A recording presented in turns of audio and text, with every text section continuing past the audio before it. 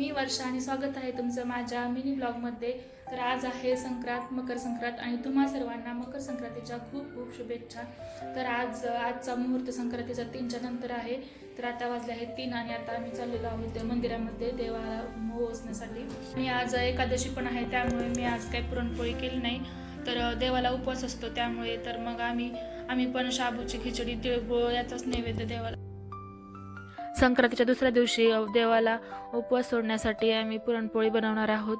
तर बघा आता आम्ही छान असं रेडी झालेलो आहोत आणि आता आम्ही देवाला जाणार आहोत। तर बघा इथं आम्ही सगळं ताटात म्हणजे सर्व काही मी घेतलेलं आहे, जे काही लागतं देवाला जाण्यासाठी, वाण वगैरे, हळदी कुंकू, तिळगुळ हे सगळं काही घेऊन आम्ही देवाला निघालो।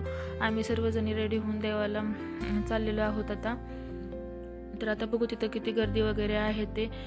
दरवेळेस म्हणजे खूप म्हणजे सकाळपासून संध्याकाळपर्यंत असा मुहूर्त असतो, पण यावेळेस मुहूर्त थोडाच होता, 3 नंतर होता आणि 3-4 तासासाठीच होता मुहूर्त, त्यामुळे तिथं गर्दी पण खूप झाली होती।